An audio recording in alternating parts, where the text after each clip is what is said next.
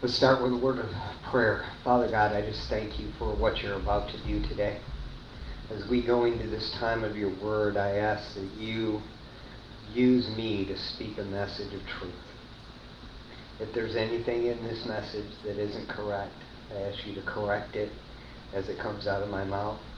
And if it doesn't get corrected there, Lord, correct it through the hearing of the word. Father, I praise you in the fact that you're about to move in each and every one of our lives. And I ask that more than anything else, your Spirit flood this place. That we are able to hear your truth in a greater way than ever before. I pray this in your name, Lord Jesus. Amen. All right. Let's start with a reading from God's Word. Galatians 5, 1 through 6. If you want to stand, that's fine. If you don't, I understand as well. Galatians 5, 1 through 6. For it is for freedom that Christ has set us free. Stand firm then, and do not let yourselves be burdened again by the yoke of slavery. Mark my words. I, Paul, tell you that if you let yourselves be circumcised, Christ will be of no value to you at all. Again, I declare to every man who lets himself be circumcised that he is obligated to obey the whole law. You who are trying to be justified by the law have been alienated from Christ. You have fallen away from grace. For through the Spirit we eagerly await by faith the righteousness for which we hope. For in Christ Jesus neither circumcision nor uncircumcision has any value. The only thing that counts is faith expressing itself through love. You may be seated. Today, because we're here remembering the founding of a great nation, the 4th of July weekend, I wanted to talk just a little bit about freedom. That thing that we wanted as a nation. That thing that each and every one of us wants.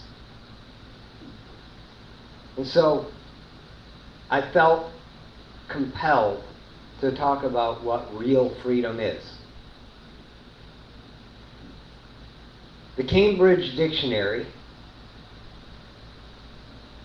the definition for today, defines freedom this way: the condition or right of being able or allowed to do whatever you want to do without being controlled or limited.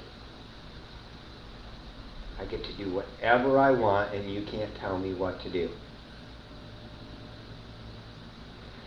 If we're honest with ourselves, that's almost always what we think of when we think of freedom.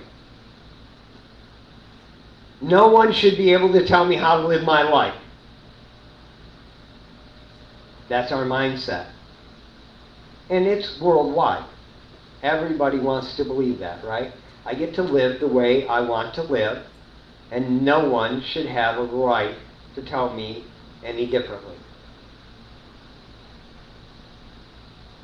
That's what Cambridge says the definition is. The condition or the right of being able to or allowed to do whatever you want to without being controlled or limited. Isn't that what the definition says? Of course, we all know that freedom is not absolute. Right. It's why we have laws. Laws that protect us from those who would use their freedom to harm us or others. Often we call it public safety or an absolute moral standard. We see it all the time in the world around us. I mean, the reality is you can't run into a crowded building and yell that there's a fire when there is absolutely no danger at all. Now, we know the Constitution gives us the right of freedom of speech, but when that freedom causes chaos that could cause harm, that overriding public safety overrides our freedom of speech, right? We understand that. I'm willing to bet that not a single person in this room, I hope this is true, not a single person in this room would think that having sex with a 3-year-old child is okay. Right? It's a moral standard that we're all okay with. You just don't do that. You don't cross that line. It's a line that most of society will not approve of. Right?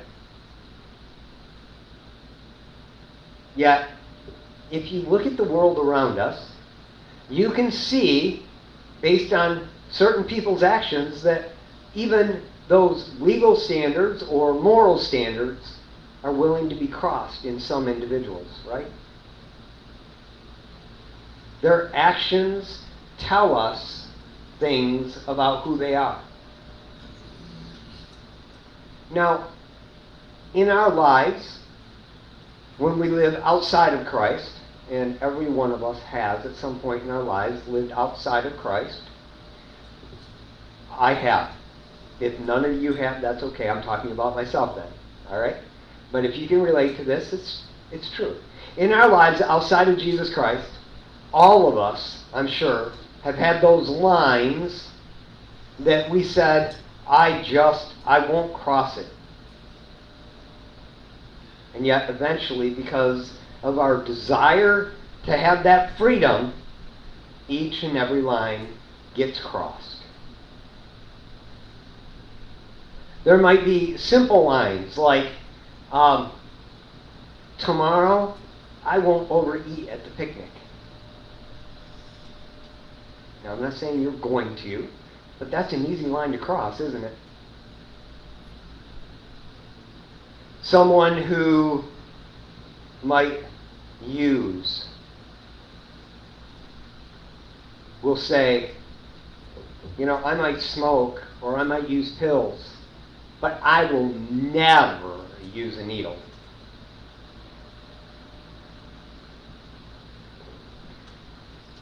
Someone might say, well, I might look at porn, but I'm never going to look at that kind of porn. I would never sleep with another person while I was still with someone else. I would never get drunk in front of my kids.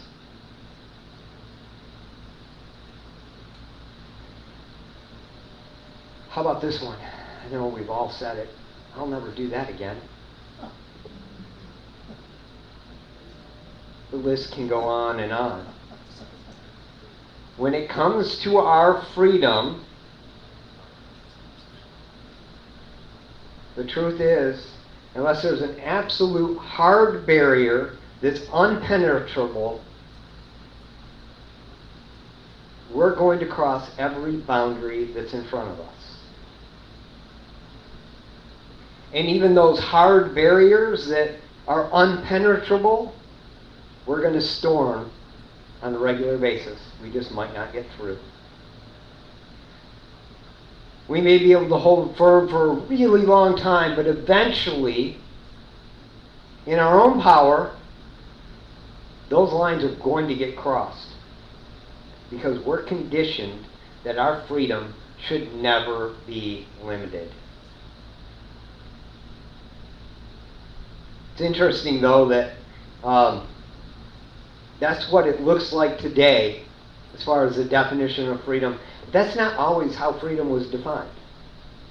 The Webster's 1828 dictionary defines freedom this way: a state of exemption from the power or control of another. Liberty, exemption from slavery, servitude or confinement. Freedom is personal, civil, political, and religious. And then the dictionary says, look up liberty. So I looked up liberty in the 1828 dictionary. And the definition said, freedom from restraint, in a general sense and applicable to the body or the will or mind. The body is at liberty when it is not confined. The will or the mind is at liberty when not checked or controlled. A man enjoys liberty when no physical force operates to restrain his actions or volition. So looking at those two definitions from the 1828 dictionary, we can see that freedom and liberty deal with not being enslaved in our thought or in our condition. Paul said that it was for freedom, for liberty, that Christ came and rescued us and set us free. Galatians 5:1. It is for freedom that Christ has set us free. Stand firm then, and do not let yourselves be burdened again by a yoke of slavery.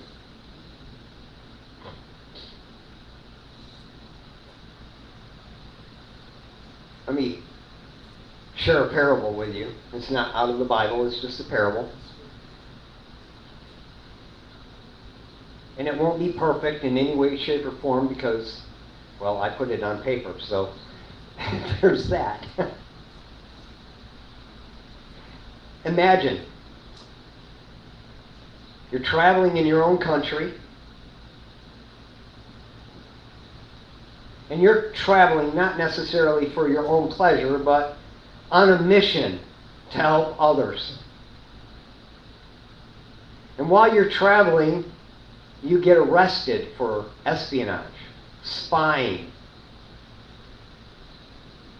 You're thrown into a dark cell where they drag you out of the cell and interrogate you every day for hours on end, doing unimaginable things, demanding that you confess your treason. Yet you know you've done nothing wrong. And this happens every single day and goes on for so long that you forget what day it is. Often you don't get to see outside. You can't tell the coming and going of the days. You start to just assume that every time they take you in for interrogation, it means it represents a new day. So you start marking the floor underneath the rags that they've given you for bedding, counting the sessions and assuming it marks days. One day you're laying there and you count them all out, 212 days. 5.5 years you've been in prison, interrogated every single day. And then, in the middle of the night, you hear a loud commotion just outside your door. And then the door bursts open and in storms commandos, and they say they're here to rescue you. How grateful are you going to be for the government and their efforts to come and get you? For the men that risked their lives to save you?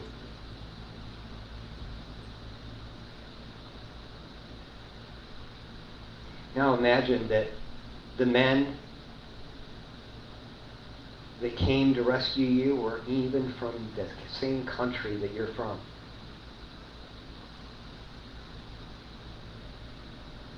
Your country considered you collateral damage, and they definitely weren't going to spend the resources to save you.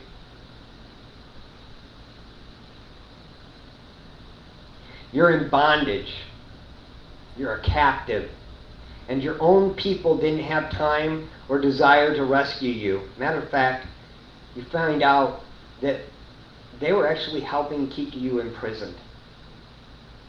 How angry would you be? How likely would you be that you would want to change your citizenship to a country that valued you?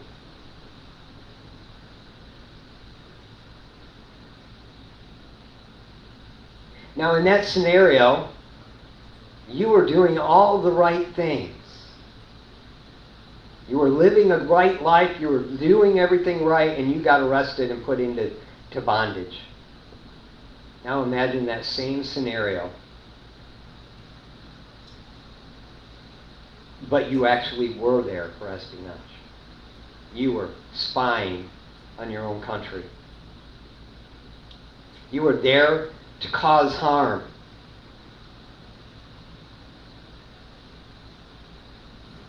And you're arrested and tortured. You deserved to be imprisoned. You knew that your country would not and should not save you or even acknowledge you.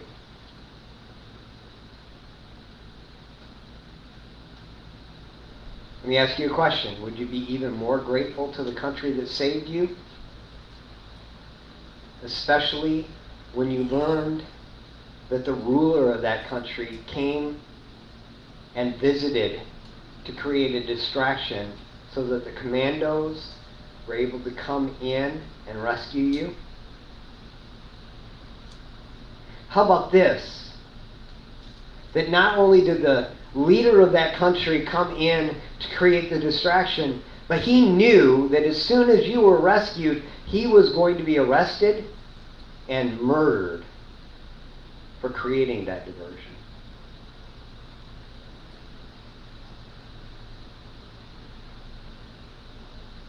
How would you feel?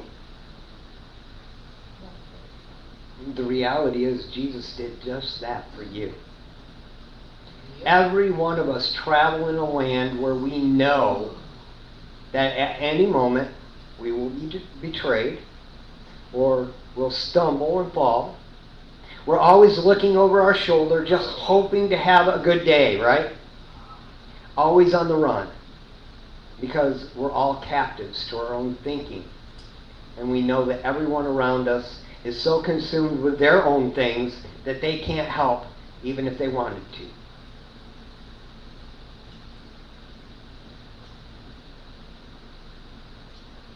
You see, in our reality of life, our desire to have or to achieve or to just not feel often is our interrogation time. Some days, instead of interrogating us, they just leave us in the room all by ourselves. Sometimes it feels like a relief, and sometimes it's even more of a torture because we don't know what's coming next. Some days they just come in and beat us bloody and leave us lying on the floor.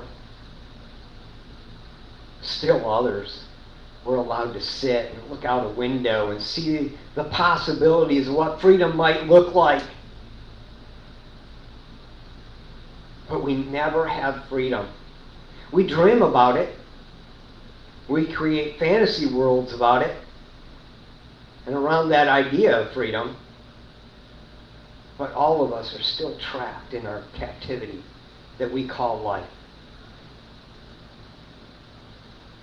Worse yet, we often convince ourselves that our country and our countrymen will come and save us.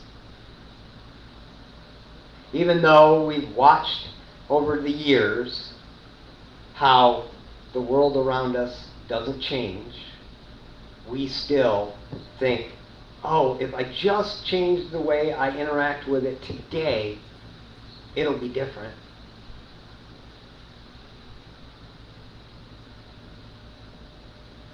You know that, or I hope you know that Jesus came to be that distraction that allowed each and every one of us to be rescued. He knew he would be captured and killed, but he felt it was worth the price.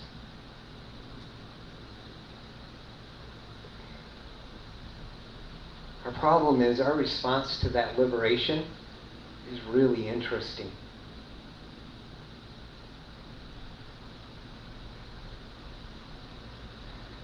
The rescue is available to each and every person. And still, we have individual responses. Sometimes good, sometimes not so good. The first response that can be had, and often is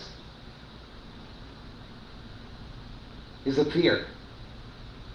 The rescue team comes bursting into the door, says they're here, to save you, but they're not from your country. They're not people you know. They may not even speak the same way you do. And you look at them and you say, no way, I'm staying right here with what I know. Get out.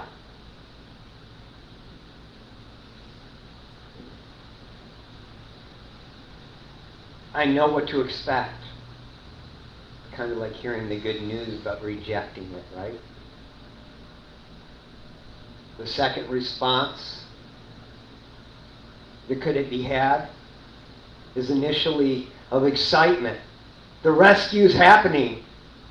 They get you and they start moving you out the door, and as soon as you get out the door of the cell, you look around and you see all the danger. There's gunfire going off. There's things happening. They're saying, run, run, run, run, run.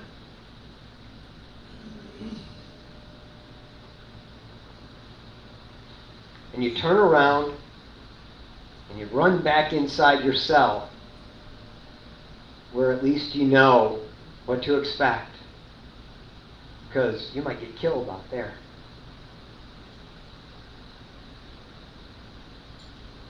Another response that we could have is we allow the team to get us out through the prison hallways, and we get outside and we get through the fence and we're running to the helicopter. We made it out. And you look up, and just a quarter mile away, past that helicopter, you see the town that you came from. And you say, yes, I'm free. See you guys, thanks a lot. And you take off for town. Because I know that place. I'm good. I'm free. I don't have to do this anymore. I'm not in prison anymore. I feel good. And look, there's where I used to live. Those are my people. I'm going to go live with them. But the reality is, our best response, the best response that we could possibly have, would be to let them escort us out, protecting us all the way to the helicopter, putting us on that chopper and getting us out of country to a safe new place. And while we're going, they promise us, not only are they bringing us to freedom, but they're going to do their very best to go back and rescue our family as well.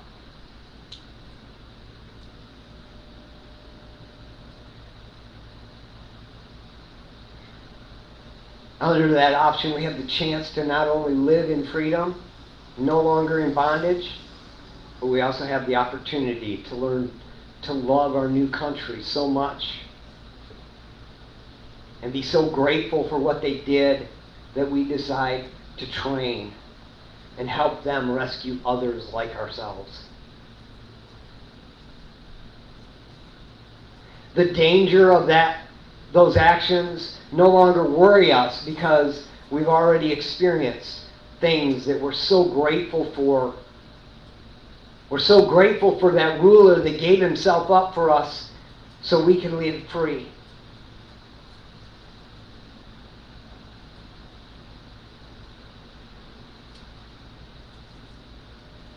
You know, Jesus told a parable that's very similar to that, but in much different words. In Matthew 13, 18 through 23, he describes the message of his parable of the sower.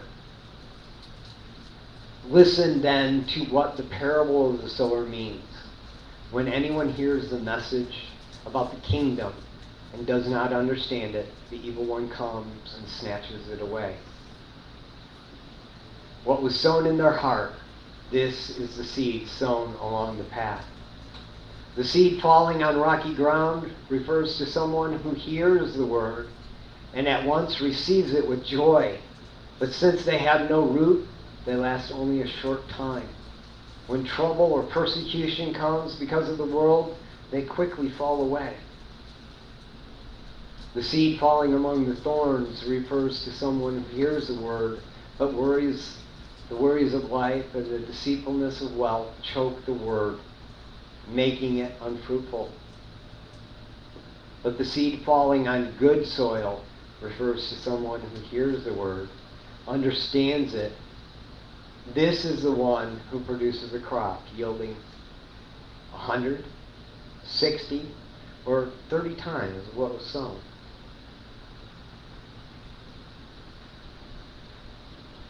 The idea of freedom that we should be concerned about, instead of saying whatever you want, because that is living in captivity still, we should be focused more on the idea of being liberated, because that puts us in a place where we're no longer required to live in captivity. But we choose to live a life of service as one that has been freed.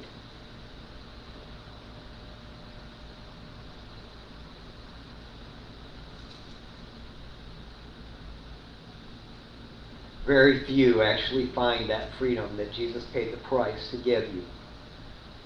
He died. No matter if we reject the rescue and stay in the cell and don't even move, or if we walk out of the cell and run back in, or if we run away and go right back to where we were, thinking we can handle it a different way once we're outside of those prison walls. Unfortunately, means we're looking over our shoulder every second of every day, never getting free from the prison in our own mind. But if we choose to allow the rescue, we endure every step of that escape, and then endure all of the training so we can be servants, we'll find that we become so skilled in service to the crown that we find that service is freedom. There are dangers every step of that way. We could die in every process, every step of that process. Some of those dangers are going to be greater than things we've ever seen before.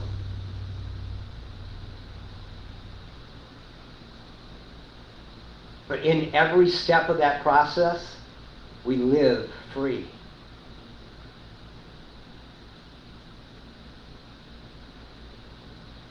Today, right now, you get to choose. And the best part is no matter how many times the rescue team has come in, landed, and shown up at your door, and you've chosen the wrong way, today, you get to choose the right way. Jesus is making the distraction right now. His commandos will never stop tempting to rescue you because you're worth the danger and the sacrifice.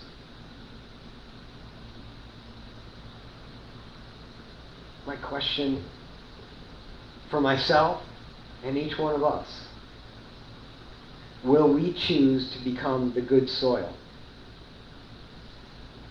The one that finds freedom in service? Or are you going to choose to still live in slavery? The rescue team is here. The danger is real. And you're going to have to make the choice every single step of the way and decide what you want. And after you choose, you're going to have the opportunity to live the kingdom life.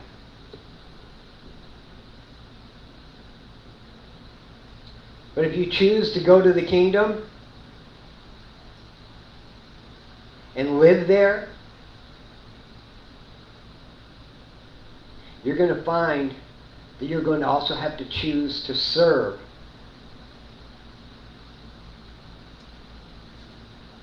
But once you arrive, you also realize that the choice of service is the easiest choice. You have been running for so long.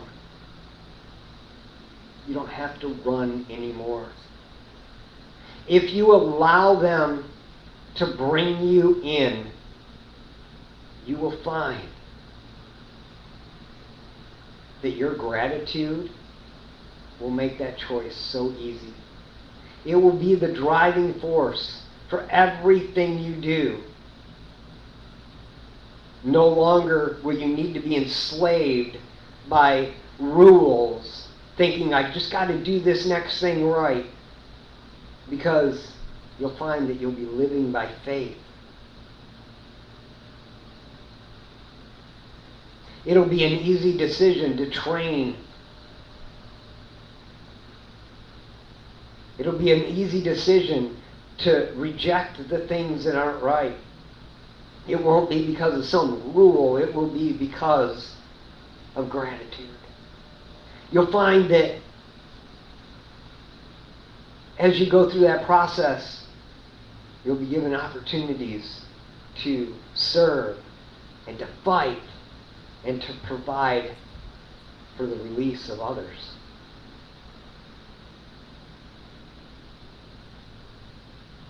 Freedom is so much more than just being able to do what you want and having nobody tell you that you don't have to stop. You just get to do you. Nobody's going to get in your way. That is not freedom. That is bondage. True freedom is the ability to do the next right thing because you can't imagine doing anything different. Some of us understand that. Some of us don't. Some of us understand that once in a while. That would probably be me. We want to get it, but we still struggle with wanting our own way. So my thing right now, if that's true, and we're all captive, what do we do when the commandos are at the door kicking it down? Because they are right now. Do we let them take us out? Are you sure? Because it's dangerous. You're about to get shot.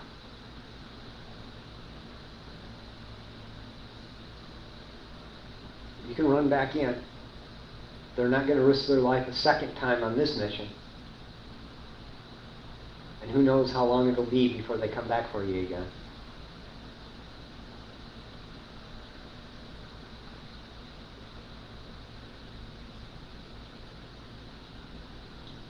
You've gotten outside the prison walls and you see where you've lived before. And I can do it different this time. I won't get captured.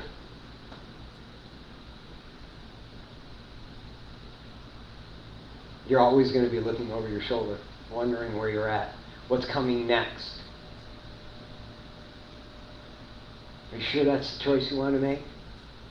Or do you actually want to get on that chopper? Do you want to get back to that country? Do you want to find out what a kingdom life really is? And if that's the case, it's going to require so much more than you've ever experienced before. But I can promise you this, it's still worth it. The commandos are at the door. What's your choice? Father God, I praise you and I thank you for what you shared with me in this message today. And I ask you, I surrender to you right now. And I tell you that I want to come all the way to your country. I want to train. because I recognize the promise, and it's so great. I want to serve you, not because I am forced to, or because it's the right thing to do. I want to serve you because of what you already did for me. Lord, I also want that for each and every person in this room. So I ask that right now, Lord, you move in this place, and you give us the opportunity to surrender to you. I pray this in your name, Jesus. Amen. If you want to surrender right now, I'm going to play this last song, and the altar is open. I would encourage you to come and just allow yourself to speak where you're at. Confess what you've done to the Lord. He knows. You feel like you don't have to. I hear you already saying this. But here's the truth. He wants you to speak it to him. Confess that and ask him to give you the endurance, the perseverance, and the strength to keep moving step by step, to never give up, and to always be ready for the next fight.